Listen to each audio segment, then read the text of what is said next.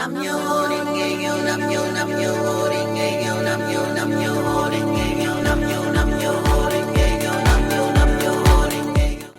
back to Now. No opportunity wasted. I'm your host, Angelica Ross. Today is July 29th, 2024, and we are going to set the tone with a word from Buddhism Day by Day, Wisdom for a Modern Life by Daisaku Ikeda. Quote, compassion is the very soul of Buddhism.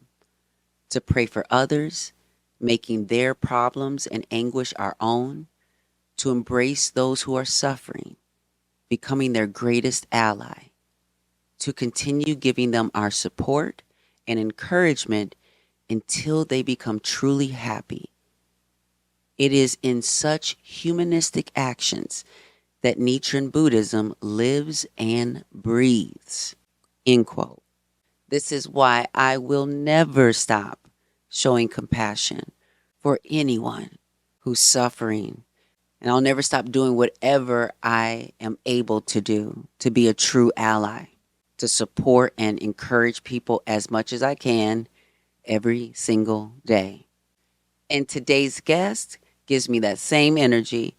They are a current student at Harvard and were named Vogue's 20 Under 20. Lee Gordon is a young advocate and activist who talks to me about their journey and the challenges that they faced as a Black, queer, and trans person with disabilities. Take a listen. So welcome to Now, Lee Gordon. How are you? I am doing so amazing. How are you? I'm doing great. Despite all of the challenges and, that's going on in the world, I actually feel sort of like awakened in a sense and like by the challenge because who are we as leaders if we aren't challenged with our leadership and with, our advocacy and our activism? And you seem to be coming right out the gate as a young person, doing all this advocate, being named, you were named 20 under, was it 20 under 20? Yeah, it was 20 under 20. Yeah. And wait, how old are you now? I just turned 20 on April 6th. So. Oh my goodness. So you are, because when it comes to the youth, I believe like Whitney Houston, the children are the future. And so seeing folks like yourself being named the 20 under 20, and also, am I correct in that you're working on your, is it master's degree? Oh, bachelor's. Bachelor's degree. Yes. You're working on your bachelor's degree, and what are you studying? Sociology and statistics.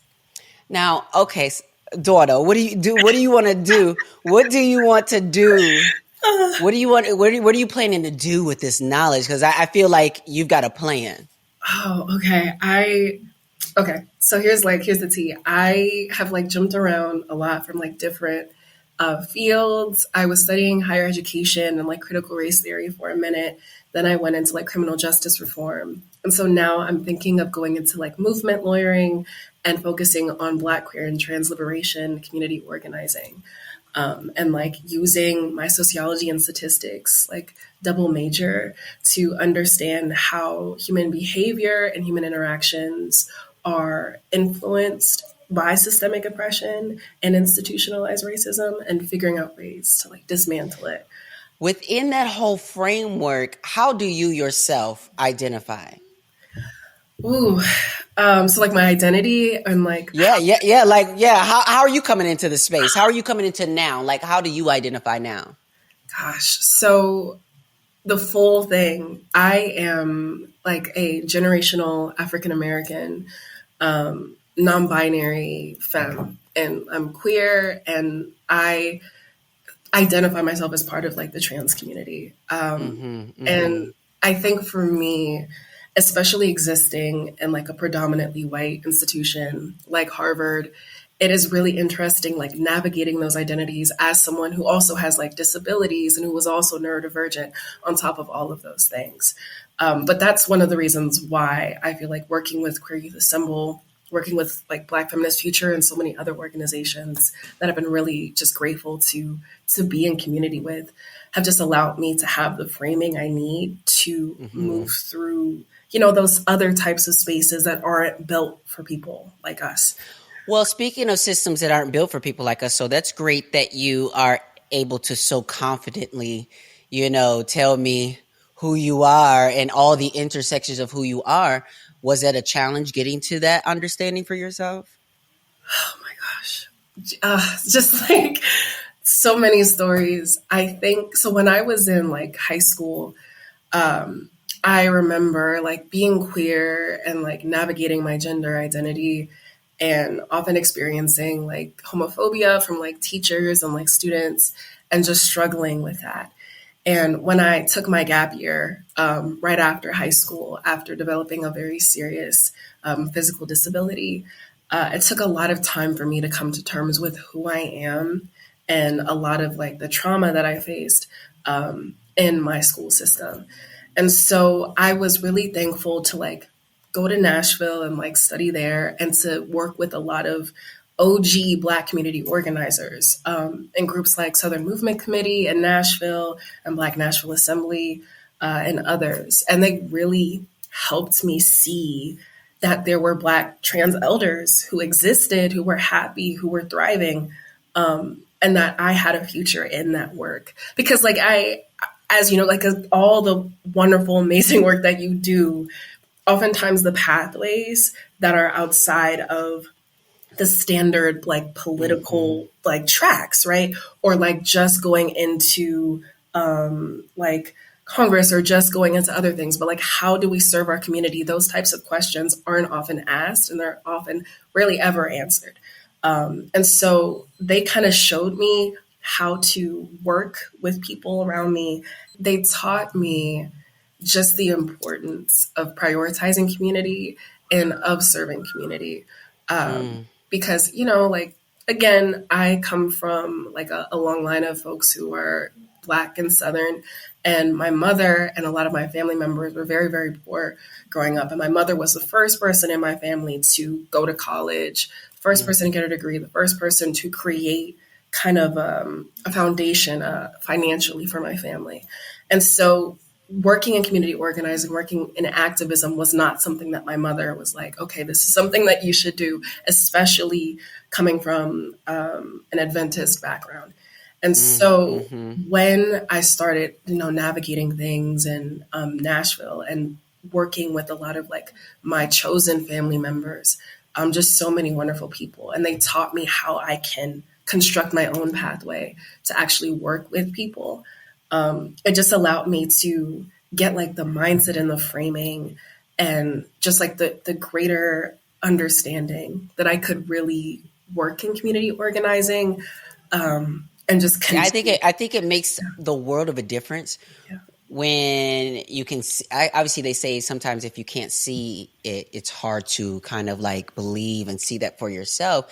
So, one, I'm just so grateful for you that you had that opportunity for someone to be able to show you that these pathways are real for you. You also, though, mentioned that you went through a period where you were dealing with a disability. And what I want to point out there as well is that, we live in a very ableist society. And so when we're trying to go after and do the things that we're trying to do, many times our culture, programming, situations are not really understanding of what we're trying to overcome. But what I love still about these situations and hearing about things like this is, there's so many of us dealing with a disability that is seen or unseen. But to see you, how did you push through this time? Did you feel defeated in this moment? And how did you ever feel defeated? And how did you get past that feeling of defeat? If you did feel any kind of down in that process. So I developed like postural orthostatic tachycardia syndrome, POTS. And when I first started developing it, I couldn't walk. I could barely like read. I struggled with like a lot of brain fog symptoms, and I had to like, again, like drop out of high school and enter home and hospital instruction. And my parents helped me through that and helped me get the treatments I needed, but I had to relearn how to walk. And relearn how to learn, actually. It was very, very hard for me to even get my high school diploma because that was how sick I was. And so over time, through my family, through my friends, through my godmother, who is an organizer and who is in Nashville, I really carefully like regained those skills. But it was really discouraging because I didn't know if I was even going to be able to go into college, quite frankly. And even now, it is hard to navigate different spaces in higher education. Like, you know what it is? Like, it's just hard to navigate all those things when you still have all of these other conditions that just aren't accommodated or even acknowledged. But I will say that having a disability, having multiple disabilities, has definitely given me the opportunity to understand what servicing need actually looks like. Because so often their space isn't created for me and for the other people I know who have special needs. And I think having the understanding that we need to like meet people where they are, especially working with Queer Youth Assemble and asking people directly, like, what do you need? How can we directly help you? Has definitely helped me become and continue to learn how to be a better organizer. I don't know if I phrased that the best. Oh no, let me tell you something. You phrased it so perfectly because this podcast is kind of contextualized within, my Buddhist practice, Nichiren Buddhism. We chant like Tina Turner, Nam Myoho Renge Kyo. And and so, with Buddhism, there's a lot of belief in, reincarnation. And part of that belief with that is that as Nichiren Buddhists, we don't believe that we're trying to practice and get to this enlightenment so that we can be like, whew, finally, I don't have to ever get back on that wheel of life. That's a hot mess. Earth is ghetto. You know what I mean? Like we don't do that. What we do is we say, you know what? That was fun. Now I'm ready to go back on. And this time, and because the human spirit is an endless aspiration of what we can be, of our higher selves, and just our greatest manifestation of what we can be in our environments, beyond labels, beyond definitions. And what's so wonderful about this play is I always say, like, I try to explain to people as well, like being trans is karma. But the thing is that people who are not Buddhists or who don't really know what these terms really mean might say that karma is good or bad. And that's not what karma is. Karma is just cause and effect. It's just, this is where my life, my energy is at right now. And my mission is right now in this body. My karma as a trans person in a world that has been oppressive to feminine energy for centuries, in this carnation in my trans body, this is the work that I'm doing to not just advocate, because it's great that I can be an advocate, but to become just an example of what it looks like to know thyself, to know yourself, to know your value, to know what you have to contribute. So when I hear you talk about understanding even these moments of disability to give you something that can now again give you context to the journey that you're on and how you can motivate even from, I mean, you're just getting started at 20, you know what I mean? Like motivating folks, but not looking at the challenges of your life. We have our moments, it's okay to have our moments, but to end up on the other side and say, this is not going to stop me. That is perfectly phrased. It's a wonderful gift. Being someone who is now of voting age, I think, is this going to be now? Listen, okay. So is this the first time that you're going to be? The first question is this the first time that you're going to be eligible to vote? So no, technically, I did vote when I was 18 Oh yes. in like a local Maryland election. And you voted, yes. I did vote. Okay, good. But this is like the first presidential election I've been able to participate in. Okay. And so now I'm just going to ask you because, I feel like sometimes when it comes to the culture, when it comes to the wave of change and a lot of these things, the problem that America and the world has faced is not having their ear close enough to the ground where the youth is, and really taking us to a direction that's antiquated, that's dying, that's, what have you. And so I love having the opportunity and the chance to talk to someone with fresh eyes and fresh perspective. So as you see it, like, how do you see the current landscape for LGBTQ youth and politics right now?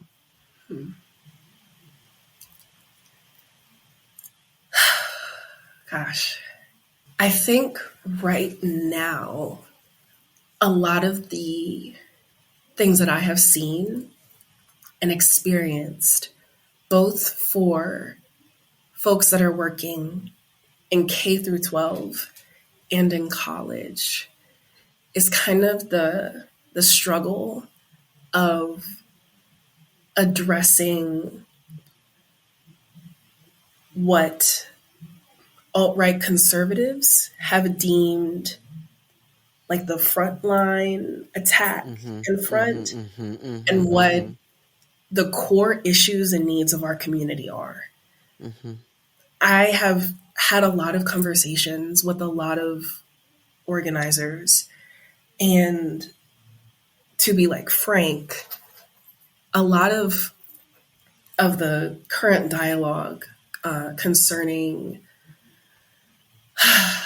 LGBTQ plus existences, and I think what the youth movement has become surrounding bathrooms, surrounding pronouns, while very important and critical, are not actually at the root of what our people are facing, especially Black, queer, and trans folk.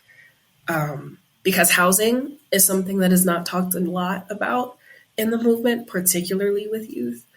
Voter disenfranchisement is not talked a lot about, particularly with incarceration, and about how a lot of people with like youth detention centers and all these things, and how it impacts gender expansive Black and brown youth who are queer and trans. That's not talked about. And so I think figuring out how to change those narratives while protecting our people who are fighting both fights, who are experiencing both things, I think has become something that a lot of queer youth are experiencing. And that is. Do you think that part of protecting that narrative, because part of me feels like that's going to need to happen through an inside outside strategy. I think that what's happening is, in good faith, we as liberals, have been trying to educate under the guise of education. We have been giving information that has also been arming our adversaries with ways to use our own, just for them to just figure out ways to use things that they don't understand against us, to create talking points that sound things that are easy to parrot, And so, what I want to get your opinion on this, where I'm at right now with things is I feel like it's important for us to motivate and encourage people to understand the importance of what it means to be counted. Even in a corrupt system, there are people who are working to make sure that your vote is counted and to make sure things are counted. So at the very least, we need you to do your part so that that can be done. But none of us are in this sort of like delusion around that is what's going to completely like fix everything and, change everything, especially in our immediate circumstances when systems are failing us. So when I talk about an inside outside strategy, what I'm thinking is that community care, which we know so much about in trans and queer and LGBT communities, Audre Lorde and Assata Shakur, talking about it's our duty to, love and protect each other, and that we have nothing to lose but our chains. It really is a situation where I think we're going to start to be on a need to know basis, Mm. of like, if you are a part of this community, then there are doctors, there are, there are people who can give you the information you Mm. need to know. Yeah. Outside of that, I know, I feel like it's a very hard line to toggle because we do still need to educate people, but how much is that education informing our adversaries and our, Yeah. enemies?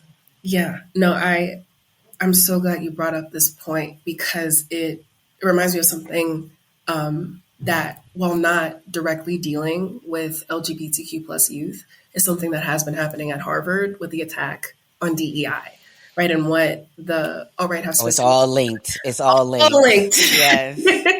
all linked, and picking apart it and using it to discredit Black women in higher education. And a lot of folks on campus have been like, well, we do need DEI, and I agree with that. I think there are a lot of holes in DEI and things of that nature. But I But think there's holes. I think there's holes in DEI yeah, because it's a white created solution. You understand what I'm saying? Like, I don't feel like, yes, okay, because when we complained and said that certain things needed to change, I think it was their solution to say, okay, diversity, equity, and inclusion, and we're right, going to do X, Y, and Z. And so it is necessary, yeah, and so we need people to have the right talking points around the why diversity, mm, actual equity, actual inclusion mm, are very much valuable and needed. mm. But the current applications and solutions as provided to us by white institutions might not be the answer. And that, no, exactly, because it's a neoliberalist front, right? It's not actually used to get at the core of what it was supposed to be, which is in providing anti-racism and like greater institutions. And so on that like topic, right? I think when we're discussing like the inside outside strategy, I think it is absolutely important to talk about greater education and to provide that for just the general public. But I think that we do have to start having more centered conversations about how we can educate our own folks, because the anti-racism like dialogues and workshops that we might be hosting, they need to have a very different feel, a very different objective when we're talking to white, queer, and trans youth. And we need to talk about like community care and mutual aid and other greater discussions around like economic justice and around what it looks like to actually be in the movement and to preserve our people when we're talking to Black and brown, queer, and trans youth. And so I absolutely do believe that we can get to a place where we're more united on that front so that we can continue to fight against the powers that be and Yes. other things. But we have to have like real conversations first about what we're not doing. And absolutely, I think that we are, by focusing, I think, too much of the movement.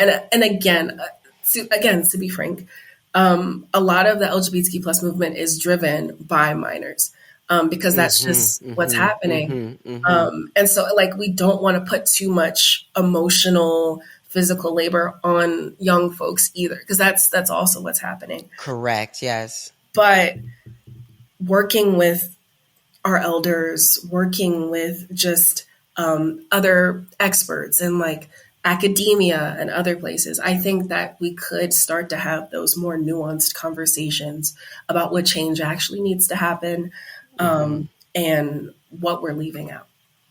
Do you know? Do you know Marley Davis? Yes. You do? Like, I just interviewed her. She on the podcast. She's so bright and just like, I didn't know she identifies as queer. She, and she is just as vocal as, and I'm just like, what is in the water with the kids? Because like they coming out swinging. I did not. And again, I think, yeah, it was a little bit of a different time, coming up 30 something years ago, but like, I just couldn't imagine coming out of the gate like that. So the question I want to ask you is, What do you call this thing? Some people call it soul, some people call it spirit, some people call it energy. As a Buddhist, uh, whether actually we use all the terminologies, but one of the main things that we use really is life condition to describe that internal environment and that internal space. How is my life condition? And we chant in order is a practice to engage that life condition. And if it's low, bring it to a higher place. If it's negative, bring it to a more positive space and have an understanding. What is the dialogue that you have with yourself and your spirit? What terminology do you use? What framework do you use to support yourself? Whew, this is a whole conversation. I That's what we're here for. That's what I'm here for. So I practice a Yoruba-based religion Yes, yeah. called Ifa. Hmm. And so a lot of I'm still learning. I'm still a beginner. As we all are, even as a and one thing that Maya Angelou said, which I will never forget, even though I do identify as a Buddhist, but she would say, I would talk to people and they would say, I'm a Christian, or I'm a Buddhist, or I'm a this, and she would say, already? Like just meaning like you're always learning and we're always arriving at that space. So I do get in the habit of saying I practice Buddhism. Yes, I am a Buddhist. I do take that and I wear that very proudly, but I do also want to stay in the mindset that I'm practicing this. Mm-hmm. Yeah, So like yes, I do very much understand. It's okay that you're practicing, that you're new and you're learning. no, I appreciate it because it's I'm still learning like all the different aspects, but it's really given me a lot of grounding, especially here.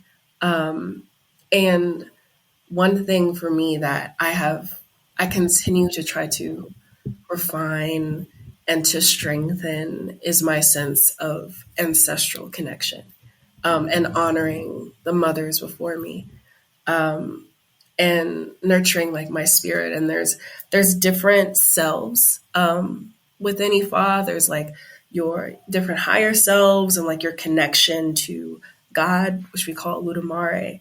But I do consider, just when I'm working in activism and when I'm working with others on ground, just how I can stick to and honor that higher self.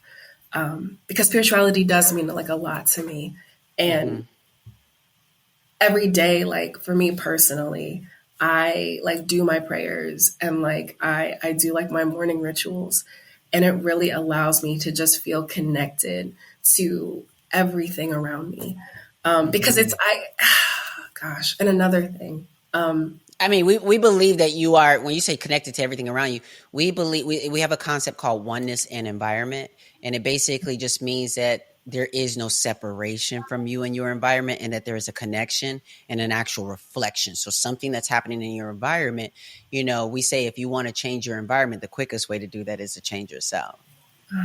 Yeah, no, very similar, very similar. Mm-hmm, mm-hmm, There's this belief in Ifa about destiny and about this idea that destiny isn't something that is something you can that is set in stone, or that is unavoidable, but that is something that you can choose to tap into, and that is guided for you through your ancestors, through those that came before you, in order for you to fulfill your purpose in this life.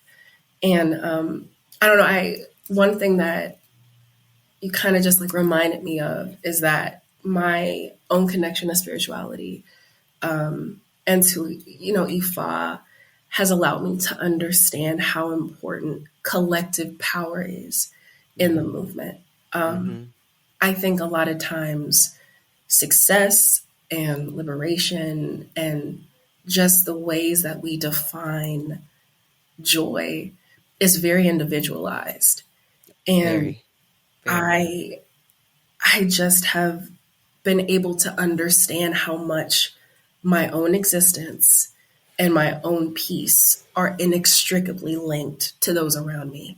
And It's one how, of the reasons I had left the Hollywood environment is because I am an actor. I'm a creative. I love doing all the things, but I can't do that in separation of community. I can't do that in a way that has me telling y'all, oh, it'll get better, and not really being anywhere close to the situation, So it's like I had to understand that my liberation is collective in a sense that, like, that's why I'm so involved in my Buddhist community and at least introducing people to the kind of practice of engaging with yourself in a way, because I want other people to see this is not a privilege thing about meaning like that Hollywood stuff was about a privilege thing. And if they picked me and casted me and all those different things, but I will show you my life going forward. This is about how you show up as your best self to every opportunity that you have.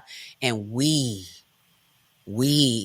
have to do this. It's not like, even like Obama used to say, he would be like, yes, that it was great to vote for him as the first Black president, but he would be like, this is going to take all of us and we all have to be involved in that.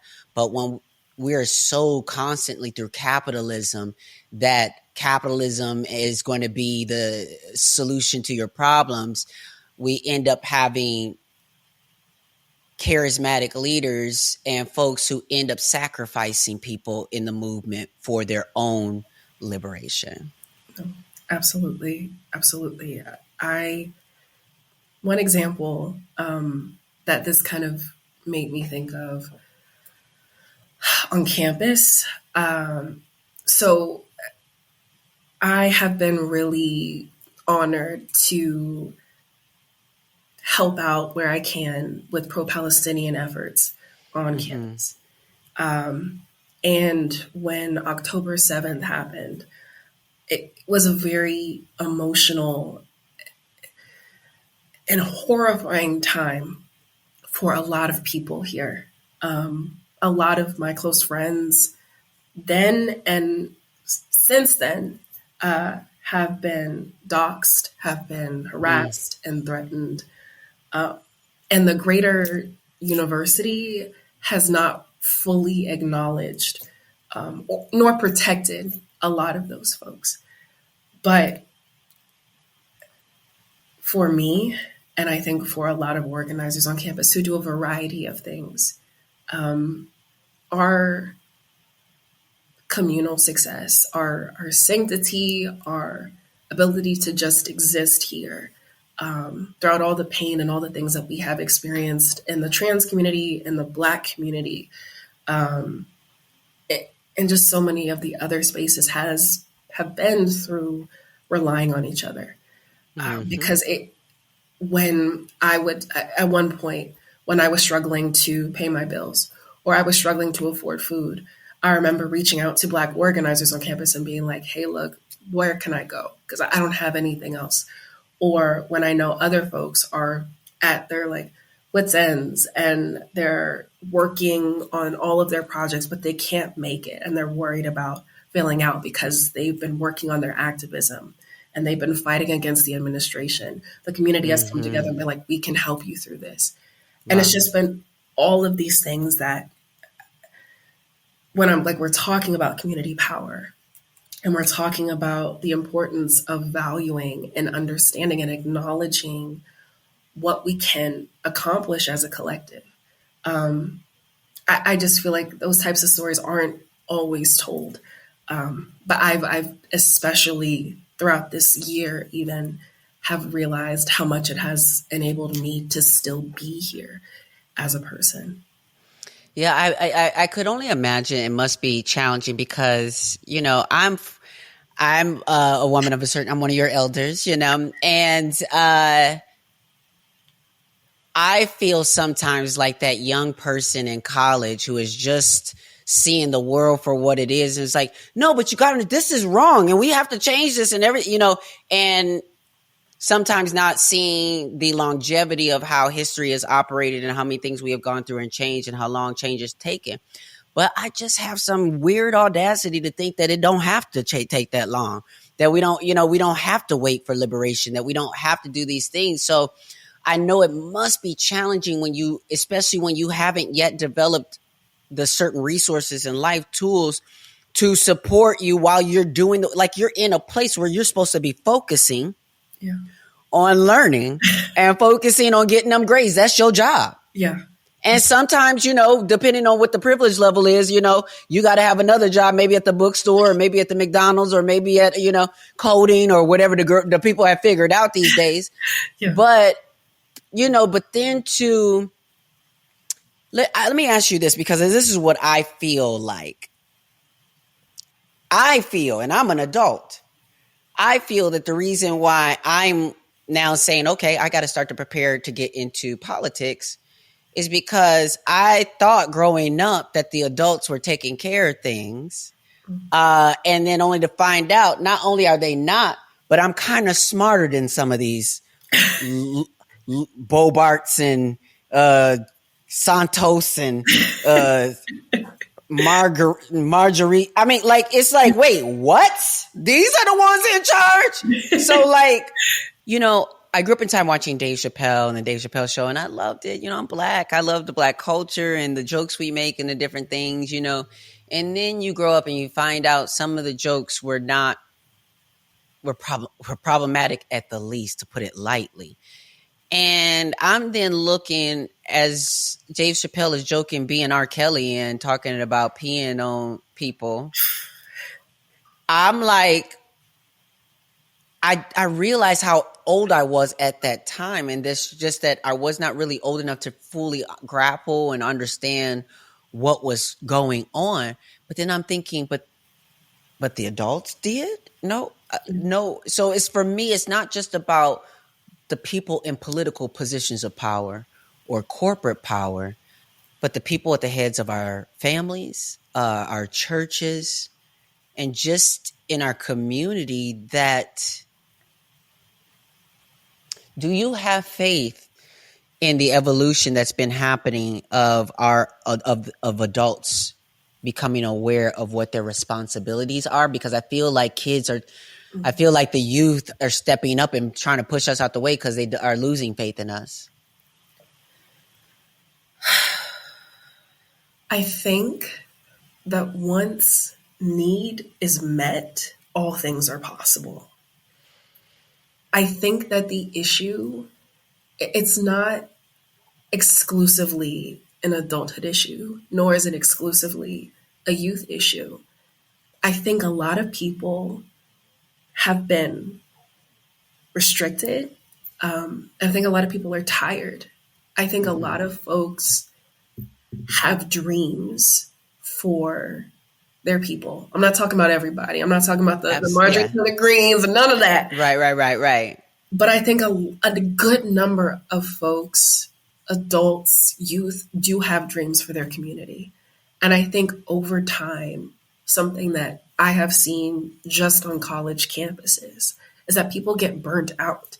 They're tired of fighting alone. They're tired. Black women are tired of fighting alone. They're tired of being on the front lines and continuously having to fight against the people that are supposed to be on their side and the people that are on the opposite, wall. And I think that I have faith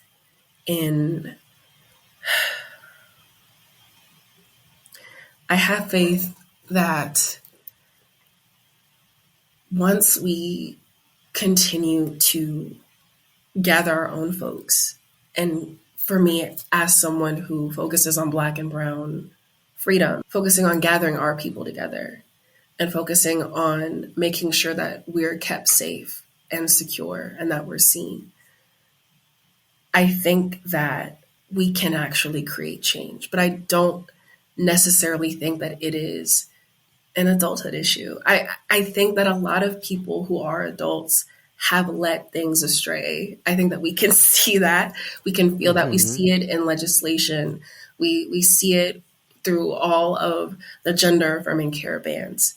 But I think this is just a general trend towards apathy and hate and fascism that is pervasive. And I think that once we continue to uplift and uproot narratives, truthfully, like talking about freedom dreams and access, I think change will happen in all generations. You listen, from your lips to God's ears.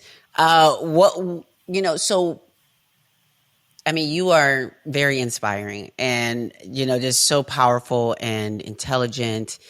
What would you say to LGBTQ youth who are in some of these rural areas where there's not the local LGBTQ clubs and different things, or maybe they're in these areas that where the policies and the people are making it very unsafe for LGBTQ people. And there's this conversation with a lot of folks around people being faced with having to pick up and leave and move, but not a lot of conversation around the privilege of also being able to pick up your life and move. For those who maybe don't have that option, what are some advice or words of encouragement that you can have to LGBTQ people in this movement who are in this fight with us? Give me a second to think on this. Yeah, I love that the youth think about the questions before they answer. I love it. I think I would say to them that there are so many people all across the country, all across the world, who I think truthfully and unconditionally love them as they are, even when they're fighting against everyone around them. And that when you look around your community or your town and you're struggling to find kinship and camaraderie, and the affinity that you need, I would say don't underestimate the power of digital organizing. I think a lot of social media has, not to use this word, but like bastardized the actual true potential of the connection of social media. Yeah. And we were getting there. We were so close. And then Elon Musk bought Twitter. Exactly. All of the things that they're continuing to do to silence folks on ground. But there are a lot of resources out there to connect you to queer and trans organizers. There's groups like, I've mentioned this a few times, but like Queer Youth Assemble. There's groups like the National LGBT Plus Task Force. There are resources out there for you to be with your people. And also, this really important point, there are a lot of mutual aid programs offered to you if you ever find yourself in a place where you need to seek sanctuary. Because people are out here to help you, because you are seen and you are heard and you are loved. And I've just had so many conversations with so many people where, and gosh, I don't want to cry or anything, but I've talked to a lot of folks who are 16, 17, even 18, who are like, I came out to my family and now I'm on the street and I don't know where to go. And I'm on my own and I don't know if I'll ever be able to go to college. I don't know what's going to happen with my family members, what's going to happen sometimes with their children. And I need help. And I want to reassure those folks that so many people, so many organizations that I even have used when I was in need, will help you through those times. And that I don't want to sound cliche, but that it really will be okay. Yeah. I think I really do think that, what you just said, that it really will be okay. That's the truth, one, in the sense of, in so many different ways, but it's a spiritual space, to know that even when things are bad, even when things are difficult, it can be okay. You can be okay. What do you want? And before I let you go, What do you want your name, Lee Gordon, and your legacy to be associated with? What are you building towards?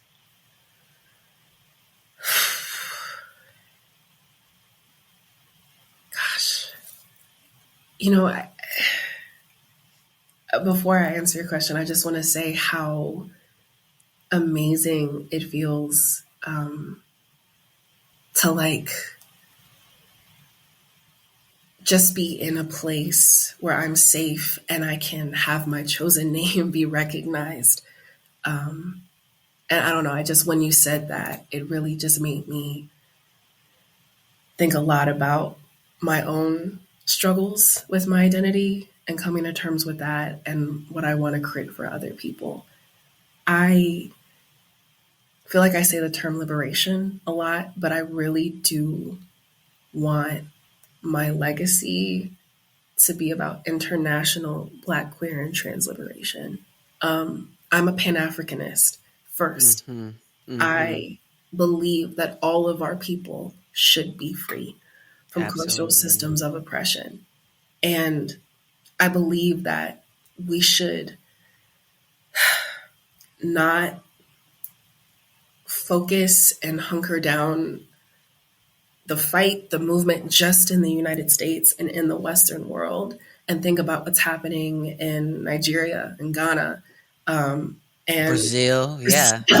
in all of these places. And I really, as I continue to grow, as I continue to learn, as I continue to rely on and take guidance from my elders, my peers, from everybody that I meet, as an organizer, as a student, as a researcher, I truthfully hope that I can work with folks to teach others how to create the change and the resistance that they need to foster longevity and joy generationally. And so it is, because I believe that, well, one, because I am doing that, for me is what I feel like my legacy, I want mine to be, is that, listen, out of anything else, I want you to remember that I help people get free. Yeah. That I help somebody feel free. And just know that, like you said to the youth, that there are people out there who love them and support them. Count me among that circle with you, in the sense that now that I know you, meaning in that of you in the universe, and that you, of course, I want to see the vision that you have for yourself in this world come true, because we need more folks like you being able to do what your heart is calling you to do. So just know that I'm here to uplift, support, amplify.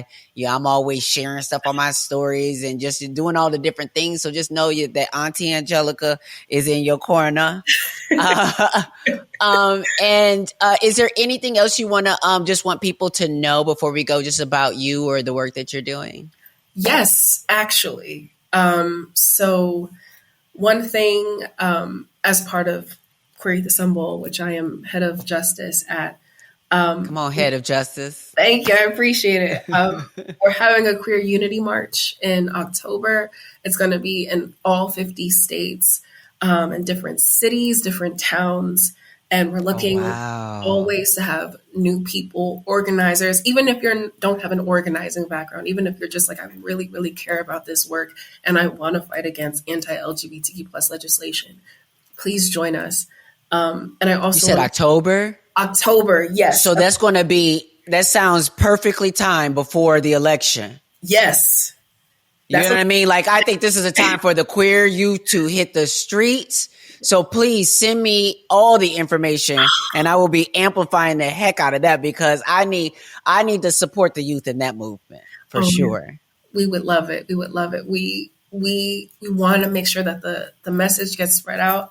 And we're just really excited to get this going. And I think the second thing that I wanted to mention is just, well, actually, this is just for you.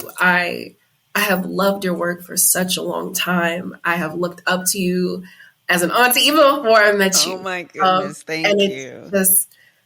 It means so much to to be with you in this space, and to just have you in community and just here. So thank you for having me, really.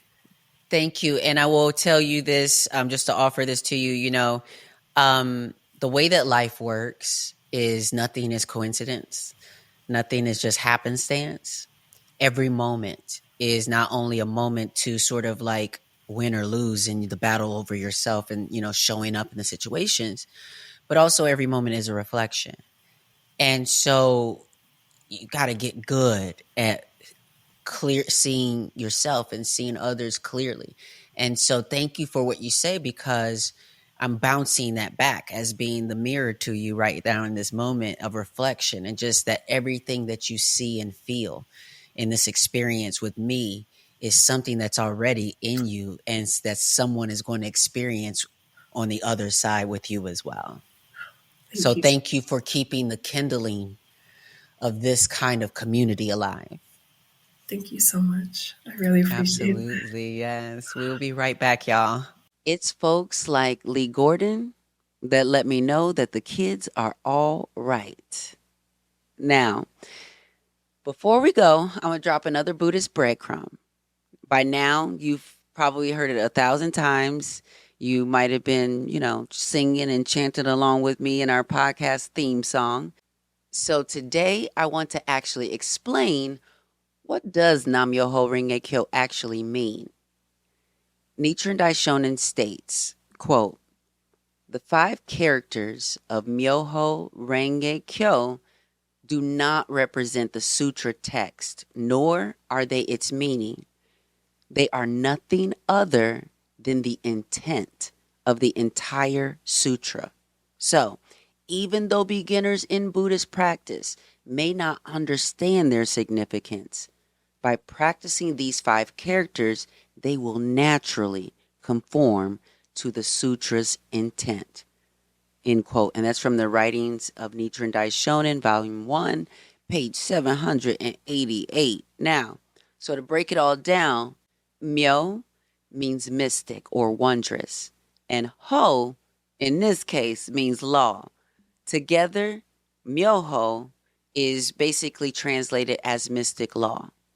It's the fundamental law of the universe, which is difficult to understand, hence why it's mystic. Renge means lotus flower, which symbolizes the wonderful characteristics of the mystic law. So let me explain this. So the lotus flower, it's basically the central symbol of our Buddhist practice, and that's because the lotus flower has to grow in mud, basically, in water, in murky, muddy water. And it has to find its way to the surface and blossom unsullied by the environment that it grew up in. When you see these lotus flowers sitting on top of the water, they're so beautiful. They're so pristine. They have such a beautiful fragrance that's very unique to the lotus flower. So imagine that each and every single one of us has this unique fragrance or essence to who we are. And the whole purpose of life is to be able to carry that essence intact through the most challenging childhood, adolescent, adulthood circumstances, and still smile and still blossom and still bring that unique fragrance that only you were meant to bring to the world. Kyo means sutra, which basically refers to the Lotus Sutra. And that is the teaching that goes so deep into revealing just how wonderful and mystic the nature of life is. And it also represents our voice that's able to convey and teach and share. So lastly, Nam comes from the Sanskrit word namas, meaning bow or reverence. So, putting that all together, it basically means that I bow with reverence to this wonderful mystic law that is difficult to understand, but is revealed to us through the Lotus Sutra. So again, As Nichiren stated, this chant doesn't represent the actual text of the Lotus Sutra, nor does it represent like its entire meaning. But what's so beautiful and profound about it is that these words, Nam Myoho Renge Kyo, are nothing other than the intent of the entire sutra, which is to reveal that everyone, no matter who you are, no matter where you come from, is a Buddha. And therefore you are worthy of living a happy and valuable life on your terms. So, this week, I want you to create some peace and happiness for yourself and for somebody else. No opportunity wasted.